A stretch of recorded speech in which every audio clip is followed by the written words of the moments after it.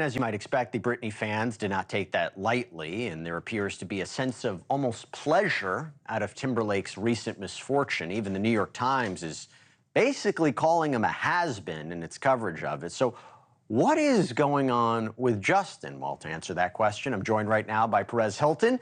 He may be the internet's most famous gossip columnist. He's the editor-in-chief of PerezHilton.com, which is one of the world's go-to sites for celebrity news. Perez, welcome to the show. So what is going on with JT here?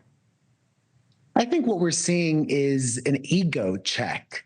You know, it would not shock me if Justin Timberlake has driven drunk before. It didn't surprise me that his friends weren't more adamant that he not drive. He's been able to, for decades, skate through life and difficult situations because he is Justin Timberlake, because he is rich and good looking and white and a man. And what we've been seeing over the last few years is what used to work for him doesn't work for him anymore, both professionally and personally. You talked about an ego check. This is number two. Let's put it up here. The police officer who pulled Timberlake over was apparently so young that he didn't even know who the 10-time Grammy Award winner was. This is according to the New York Post. He didn't recognize him or his name. A second source adds that Justin said under his breath, "This is going to ruin the tour." The cop replied, "What tour?"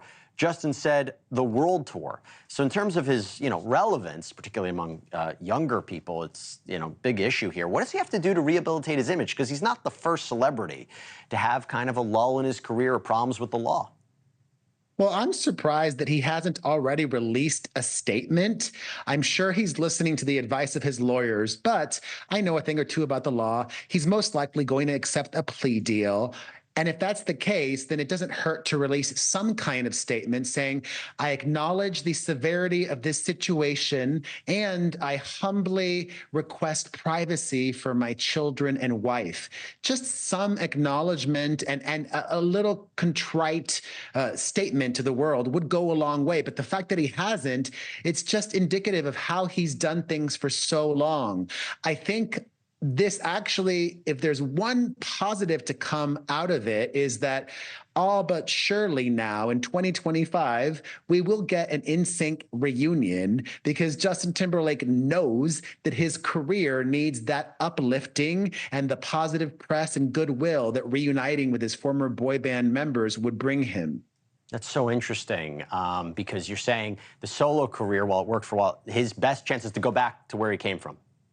Correct. And next year would be a great time. It's going to be the 30th anniversary of NSYNC. I think what we're also seeing is the fact that it's incredibly hard, unless you're Taylor Swift or Beyonce, to keep relevant in the pop music world. Yeah. And look, I agree with you. From a legal perspective, we're talking, about a misdemeanor here. I don't think he's going to face much significant legal consequences. But from the PR perspective, from a career perspective, that's really what's concerning him.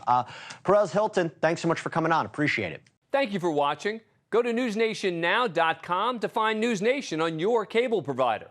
And don't forget to click the red subscribe button below to get more of NewsNation's fact-driven, unbiased coverage.